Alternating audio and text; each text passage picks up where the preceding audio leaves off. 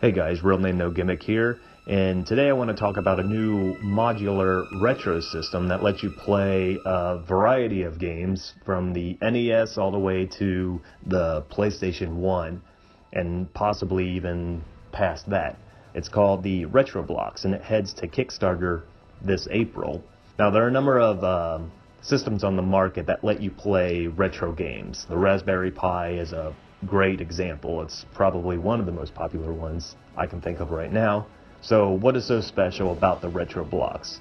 Well, it takes a novel approach using a modular design to let you play physical games for the systems, including NES, SNES, Genesis, TurboGrafx 16, PlayStation 1, I believe 32X, Sega CD, and tons of others.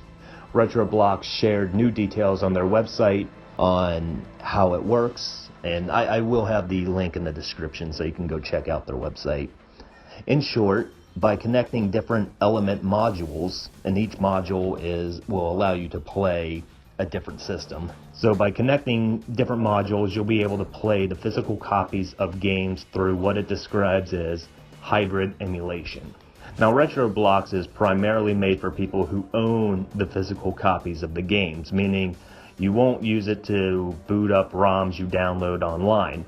It does, however, let you back up your cartridges and disc to the system. By doing this, you can play without adding any additional wear to the physical games. But in certain cases, like Star Fox, which uses the Super FX chip to power the visuals, you will have to insert the game in order to play. Now, you would think you might be able to download ROMs to the SD card because there is an SD card slot, but apparently there is a piracy measure. If you wanted to download or copy the game that you own to the system and then copy that to an SD card and then give that SD card to a friend, you won't be able to do that because each SD card will be encrypted to the individual console. So they just think of everything, huh? So retroblox does not have a price. However, it will be less than $300. And if you want to get your hands on one, at least initially, you'll have to be a backer to the Kickstarter, which it launches in April. There will be different models available apparently. Each include the base unit and a Bluetooth controller, with the differences being the number of element modules that are included. 1, 3, or all 5.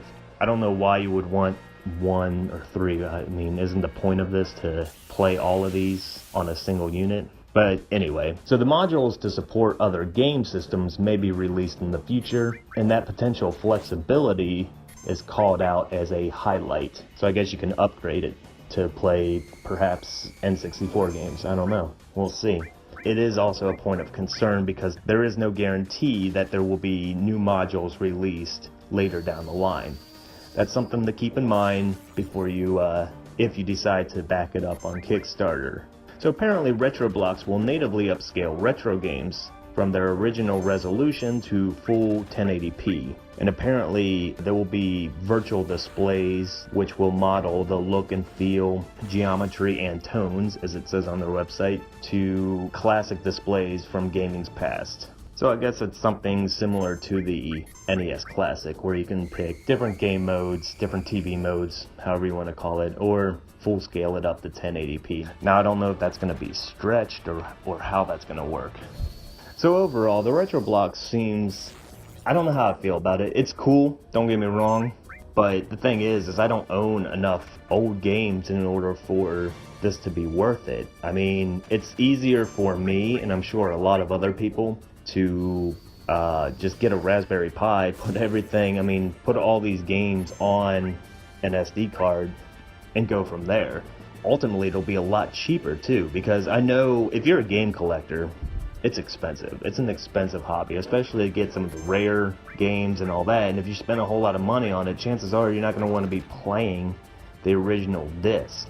I don't know. So let me know in the comments what you think of the retroblox. Do you plan on backing it up? Do you think it's a waste of time? Would you rather just get a Raspberry Pi and build your own machine?